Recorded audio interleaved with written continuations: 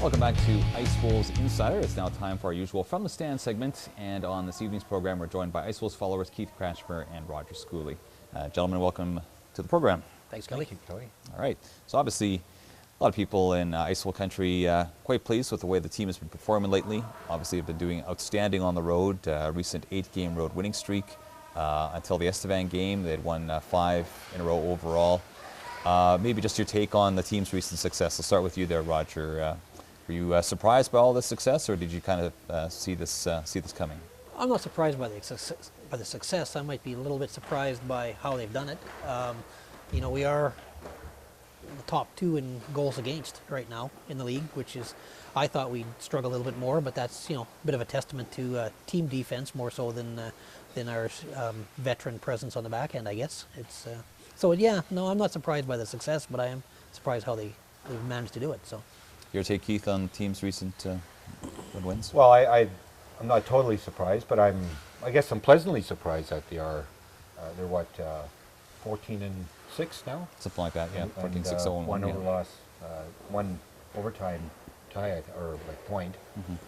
So I didn't think the gap would be that great. I didn't think they'd be eight games above 600 or 500. So it's. Yeah, they're doing good, and it's especially with Ducharme back, it adds another line. So that I'm not surprised at all either. They have 2 good lines. It's that much more for the other team to focus on. So makes it that much tougher for them. And if the puck's in the other end, like you said about the goals against, it's hard for them to score. So that's certainly added a good punch for that. Mm-hmm. What for you has been the biggest surprise for the team, if you will, the biggest surprise with the Ice Wolves, if you will, through the first 20 or so games of the season? I'll start with you there, Roger. Well, I think everybody kind of expected the team to score lots, but I think just the sheer number of points coming out of that first line is pretty impressive. I think that's more than I thought we would get from them, and the fact that you know, we are fairly strong, not strong I shouldn't say, but fairly consistent defensively. So we're you know, we're keeping ourselves in a lot of games, and you know, we have the firepower up front that we can, you know, climb back in if we have to. So that's probably the biggest things I'm impressed with this year. Yeah, all 3 of those guys you're talking about there are in the top 5 in scoring at last look there. So very impressive. Keith, what's been a big surprise for you for the team this year? Well, I think the number of goals, even though we knew that they had a lot of good forwards, I still am surprised. I think it's what, 90-70 ratio or somewhere around there.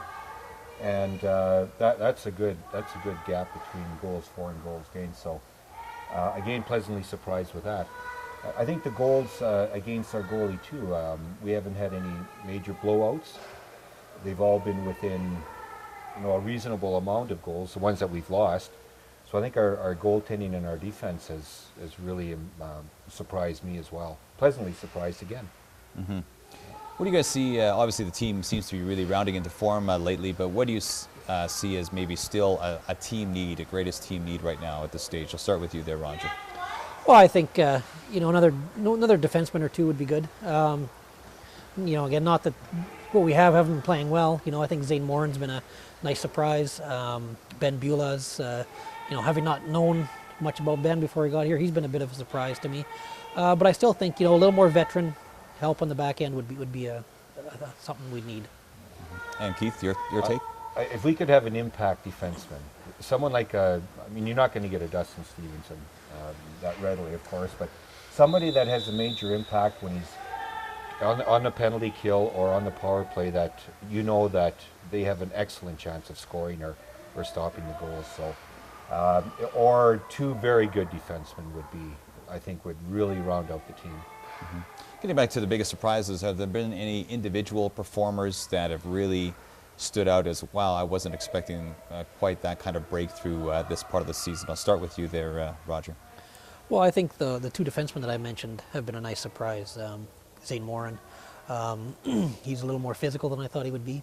You know, he's got a fairly good jump in his skate. He's not afraid to stick his nose into some situations. And Ben, you know, for kind of a small, unassuming guy, he sure packs a lot of hit. Like he's a fairly strong on the puck, and his physical play is quite impressive for a guy his size. Kind of reminds you a little bit of I'm trying to think of the guy's name that was in Humboldt for a few years there. I know who you're talking about too. I've Yeah, forgotten the name as yeah. well, but We discussed this before the show, how we can't remember names. yeah, right. But anyway, obviously Ben Beulah has had the impact that surprised you there. Keith, anybody? Well, I think Agam has done very well. All these on the line with Curray and Lyndon Smith. He's obviously going to get the points, but you can tell that he just fits in very well there, and he just matches him so well. And I don't know if that's their first year together on the line, but they're sure clicking, and he's just added a lot to that line. I think Hovdebo, I think he's doing very well. You know, as a second goalie, I think he's been a pleasant surprise as well. He's done, when he's been asked to, he's certainly carried the load. So I'm not sure if we've necessarily, like, obviously we haven't seen Flin Flon yet, and I'm not sure if there's any other teams that we've yet to see yet, but who do you see as perhaps the biggest competition, particularly in this conference, the Bauer Conference, for the Ice Wolves? So start with you there, Roger. Well, the way it looks right now, it's going to be a toss up between Humboldt and Melfort. You know, that can change, you know, in a hurry in this league. Other team, you can go on a bit of a losing streak. Other teams can win and they get back into that race in the top three. But I think those two are probably your biggest concerns right now. You know, there's always that rivalry with Battleford, so you want to beat them. But I would say Humboldt and Melfort. Yeah, definitely Humboldt and Melfort. I was, at the beginning of the year, I thought Humboldt's just going to basically walk away with it, but we're 2 points behind them, I think, now. And we have 2 games at hand, so like we've really closed the gap. And that win on Wednesday, 5-1, I was really impressed with that one. And then I realized, and this was in Humboldt, that, you know, we can overtake them. I think Melfort might even be a tougher opposition in Humboldt this year. That's my opinion, but you know, that's because Humboldt or Melfort's certainly in there also. Yeah. All right. Just finally, obviously the team is going to embark on a kind of a home and home, if you will, with their northern rivals, the Flin Flon Bombers, this week. What are you expecting from this? Do you think there's going to be like some spillover from the playoff series, or do you think there's been maybe too many changes on both squads this year? What do you see coming this week? I'll start with you there, Roger. I think you'll see the first game. You'll see a bit of a feeling out period. I think.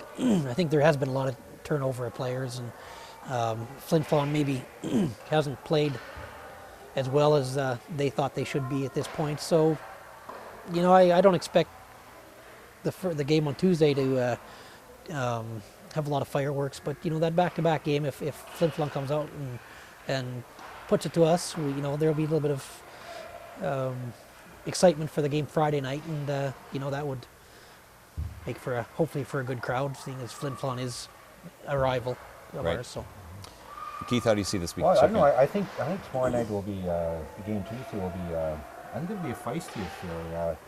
Flin Flon, I think, is the highest number of minutes and penalties. Kindersley is, but Flin Flon second. Oh, okay. Yeah. And then we've kind of climbed up there in the last little while. So I think it's going to be rugged. I don't think you'll see any major fights or any major scraps, but I think there'll be a lot of good hitting in that one, and especially in Flin Flon. And then when they come back here on Friday, depends which team, how they do. I think it'll carry on from there too. So I think it'll be a good series, good matchup, and a good matchup as well. Yeah. Well, Keith, Roger, thanks very much for being on the program tonight. okay. Thank you, Kelly. You're welcome. Just joining us, this is From the Stands, and we've been chatting with Ice Wolves followers Keith Cratchmer and Roger Schooley. We'll be right back to wrap things up.